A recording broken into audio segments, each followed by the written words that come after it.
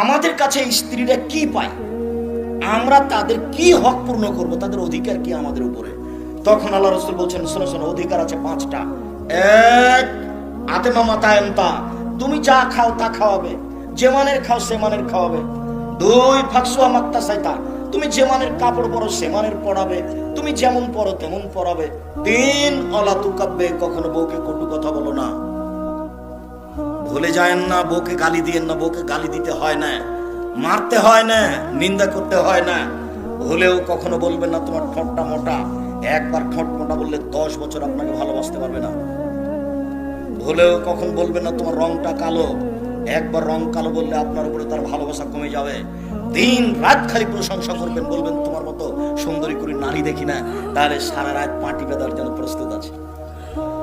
একটু প্রশংসার ভিখারি, মুখ খারাপ করিয়েন না, অন্য বাড়ি থেকে এসেছে, বাপের বাড়িতে